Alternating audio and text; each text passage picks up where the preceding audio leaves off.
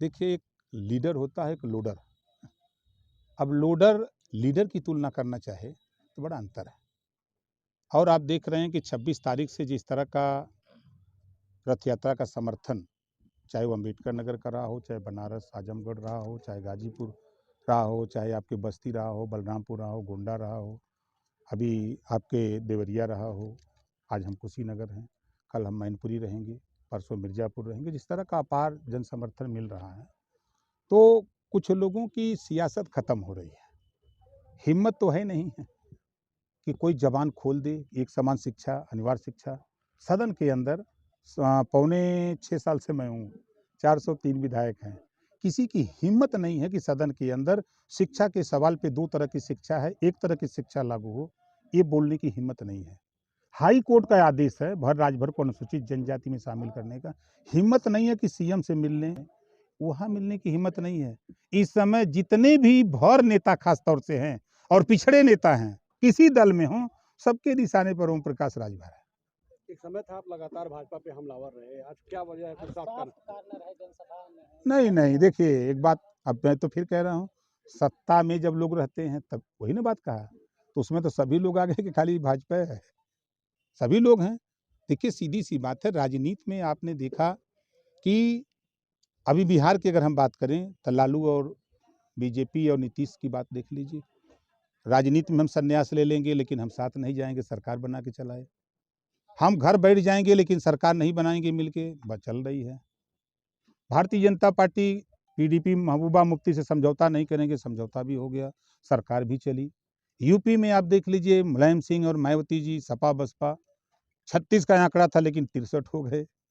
ये इतिहास है राजनीति का।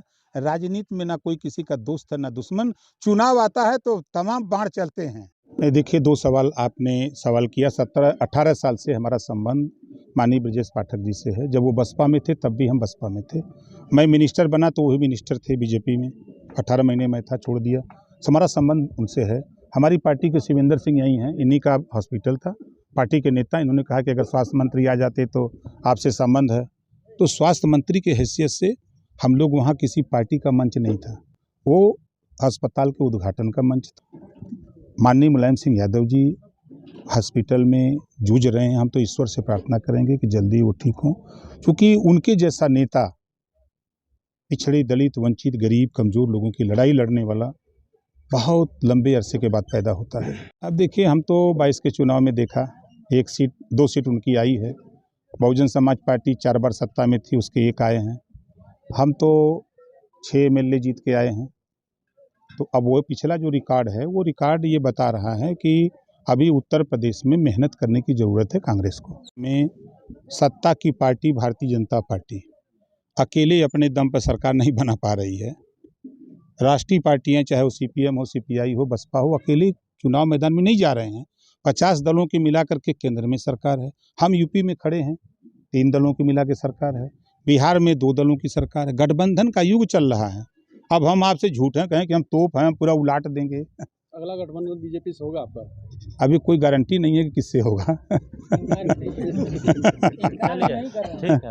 चलिए, वो टाइम आएगा, वही हाल है। गरीबों का फ्री इलाज के लिए कानून नहीं बनाते, प्रदेश में अमन चैन भाईचारा कैसे हो इसके लिए नहीं काम करते, प्रदेश में जब सत्ता में रहते हैं लोग तो पत्रकार आयोग गठन करने की काम नहीं करते, फोटोग्राफर दुर्घटना बीमा की बात कानून नहीं बनाते।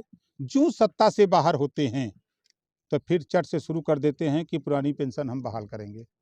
जब सत्ता में रहते हैं तब ये पुरानी पेंशन भूल जाते हैं, पत्रकार आयोग के गठन की बात भूल जाते हैं, दुर्घटना पत्र, ये फोटोग्राफर दुर्घटना बीमा की बात भूल जाते हैं।